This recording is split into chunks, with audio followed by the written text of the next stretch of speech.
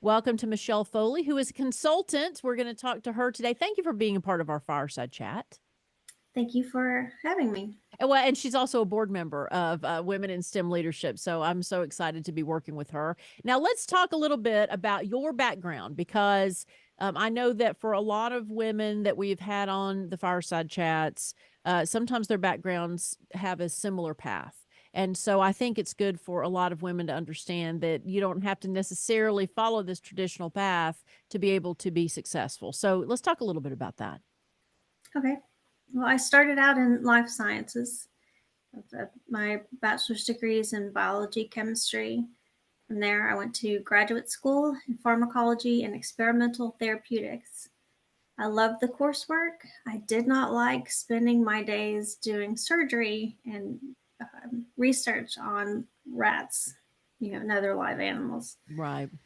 So at that time, just really dating myself here, we analyzed our study results on SAS and a mainframe to program all the statistics. So one summer, I took a C programming class, Mm-hmm. to um, facilitate that analysis. And when I decided I'm leaving this with a master's degree, instead of staying for the full, PhD. Um, the head of computer sciences who taught that class offered me a job working for the School of Nursing. So that's how I made the transition into doing IT. I was the junior admin for Mm-hmm. the School of Nursing. And 2 years later, I was doing support at Microsoft for the launch of Windows 2000.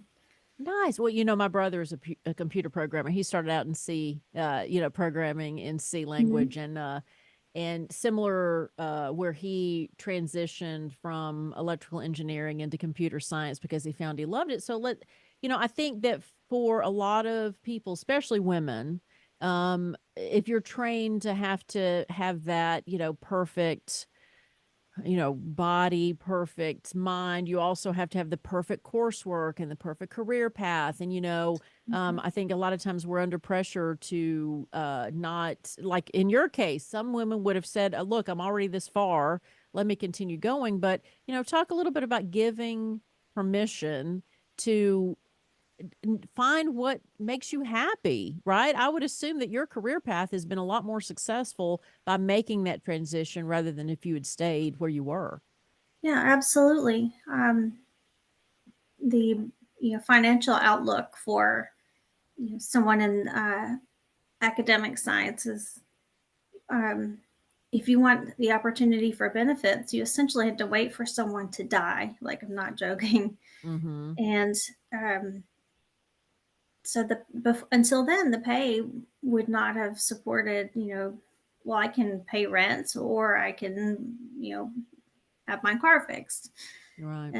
And I was just not going to keep doing that. I didn't like the environment, or the work that well. So when this other opportunity came along, you know, it paid more than people were making who left the PhD program that I was in with the PhD. Wow.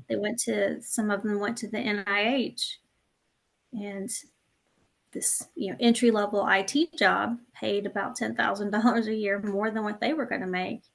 And I was like, yep, okay. If I don't Mm-hmm. like it, I'll do something else. But all the science made me pretty good at troubleshooting. And because I wasn't a old punch card programmer type, I could talk to the nursing faculty better. Right. Um, Mm-hmm. so, Well, and I know that mentorship is very important to you. And so, like I mentioned, here in these conversations in the fireside chat, that's kind of the purpose, right? Is to mentor women who may be coming up or women who already are in leadership roles and needing to improve, their situation. But talk a little bit about how you got involved in mentorship and why that is so important to you.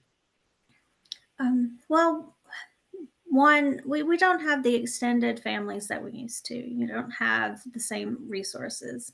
You've got to have somebody who will give you advice, who's looking out for you. right? Mm-hmm. And not the, corporate speak. Like, here's, you know, genuine advice that to help you. Um, and if you come from, I didn't come from a background, my mom had a high school diploma, so I didn't have another woman in corporate, Mm-hmm. corporate world to ask. So it just, when I did later on have that opportunity, I realized, how important that is. And like you said, every, successful leader, they all say get a mentor. Um, but there are opportunities to help people, to mentor them in small ways that could have really big impacts. And I guess one of the things I'd like to really, you know, emphasize is that if you have knowledge that could help somebody else, you can be a mentor. You don't have to be a CEO, CTO, managing director. You just have to have some life experience that's relative. Mm-hmm. Um, I used to be a supportability PM at Microsoft, and we had some SME calls for one of the products, and there was a young woman who had just started in a contractor role doing support. And as we're going through, case reviews, she spoke up and said, I'm sorry, excuse me, can I ask a question? Apologizing for interrupting. And then, but she was asking about a case she needed help with. And so the same conversation that the other people have been having. So I asked her to stay back a few minutes, and I told her, like, never do that again. Like, you're doing the same work as the FTEs. You speak up and say, I have a question. Mm-hmm. So when the customer calls or you call the customer, you're Microsoft too, right? You're doing the same exact work. Yeah. And I guess the knowledge that I had there to help her was I had read an article, um, the language that women use that undermine their credibility. Mm-hmm. And one of them was, apologizing and just. I just have a question. I just wanted to let you know. You say, I have a question. I want to inform you. I want to let you Right. know. And don't apologize so much. Right? Well, That is, and I don't know how if women realize how much they do it, but you're right. If and I never thought of the word just because that's limiting. Like, hey, I don't want to interrupt you. I just want this. So I'm just in. It's almost like this subservient. yeah. It's a subservient language, right? And so, um, to say I'm sorry out of your vocabulary, to be more assertive, and it be okay to be assertive because I Right. think that we somehow in our society, we have this masculine idea of assertiveness is acceptable and a feminine ideology of, again, servant, serving, nurturing, where they're not the Mhm. the focal point. And I Mhm. think that that's important that you've done that. Now, with women in STEM leadership, that's kind of the purpose of the organization is to help women who need mentorship, who need networking. So, talk a little bit about why you got involved with this organization. It's still not cool generally, I think, for women to be smart. It Yeah. happens around seventh grade, you know, sixth grade maybe. Um, but I understand, like, why. I mean, I guess on an evolutionary scale, I get it, but we need to be role models and um, show women that you can be a leader, right? This Mm-hmm. You can be successful. You can, have the kind of life that you want and still be smart, still, you know, be technical, Mm-hmm. and you're not alone. I mean, I know that many of us have been the only woman in the room, but it doesn't have to. You don't have to be alone. We should have a community where we can support each other, where we can share knowledge and share experience. You know, it's critical, I think, for us to succeed. And we don't have to compete against each other, right? Right. Well, and I was just thinking when you talked about sixth and seventh grade when it starts, I'm curious. My son is now 9 and he's in third grade. And I find myself wanting to make sure that he understands equality within the home. Now, fortunately, he's being raised by two mothers. So we have a little bit of a, a non testosterone advantage. We have the estrogen advantage. But I'm curious, it's almost in my mind, I'm curious to see the evolution because already he's a big gamer. And Michelle, he one time said, well, girls don't game. And I said, well, why do you say that? And he, because of the videos he would watch on YouTube and obviously the mechanism where YouTube suggests new videos for him. So it was similar gamers who were all men that were being suggested for him. So he just assumed that all these videos were made by guys on YouTube. So there's no girl gamers. So we went and explored to find girl gamers. So then YouTube started feeding him more girl gamers and he got excited because he enjoyed them. So then he understood, oh, boys and girls game. So Mm-hmm. it's the exposure. So it's like I think that for those of us who have sons, it's important for us to remind them that you don't have to evolve or devolve into a man who thinks women are lesser than. Women shouldn't be smart. Women only need to be pretty. Women only need to be heard when you want to hear. So it's one of those things where I'm surprised now that we're still having these conversations, but I Yeah. do think it can get better, and it's getting better because of organizations like WISL, awareness of women to raise their sons differently, awareness for women to raise their daughters differently. But there's still some out there that have these traditional roles in mind, don't they? Yeah, absolutely. I saw this week where Ireland voted to not remove language from their constitution that women are in domestic roles. And I was like, Right. Still, right. yeah, Well, and even in our own country, we have, it's still women are under attack. So like you said, it's vital to have organizations like WISL.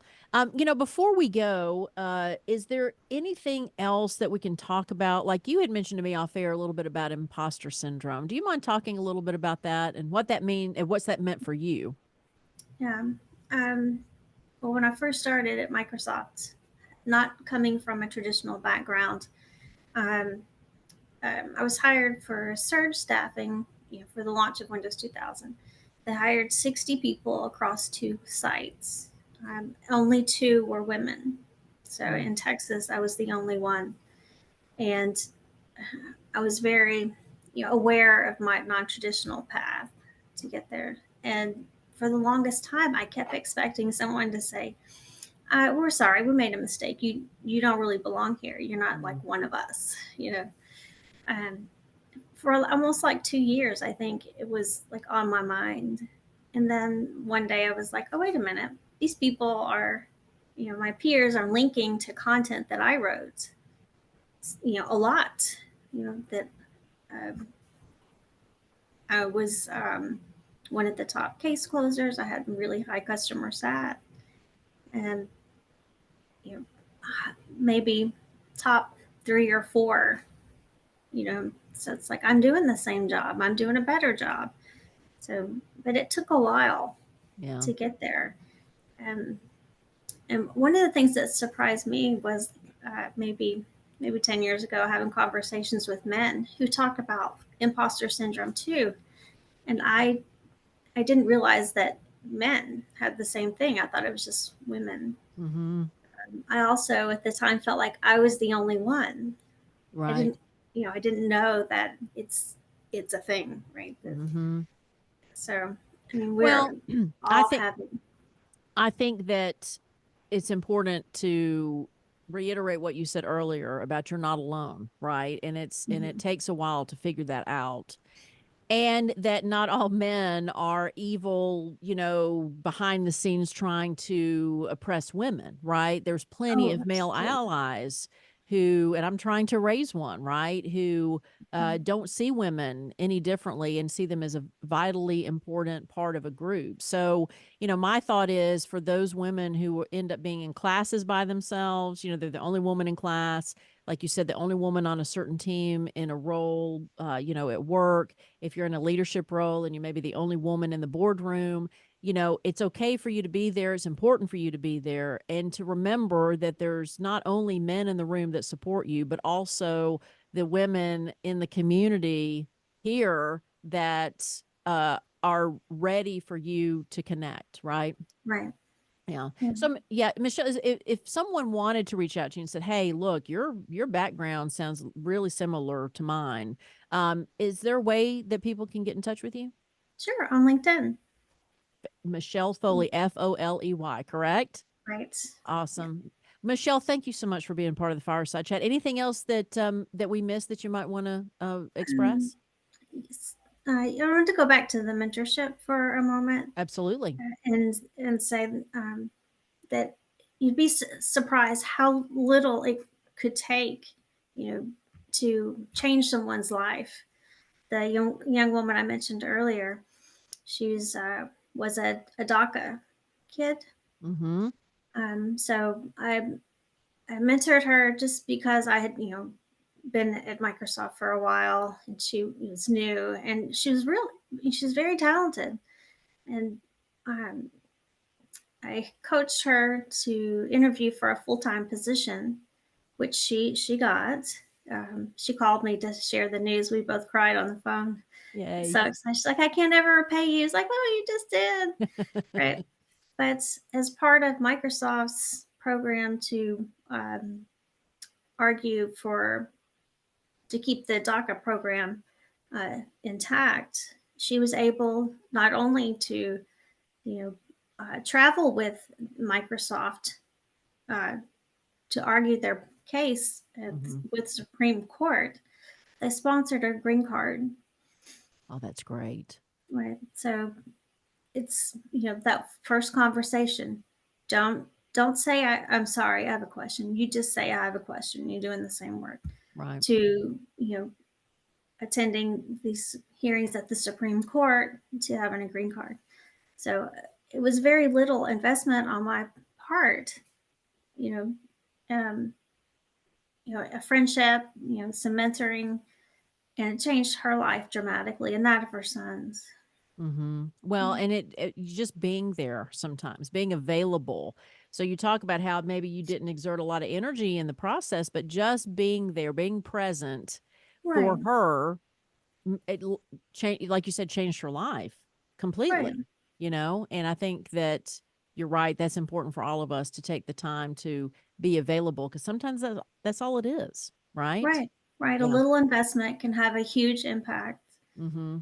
Well, Michelle, thank you for what you do, and thank you for being a part of the Fireside Chat, and thank you for being a part of WISL. We really appreciate it.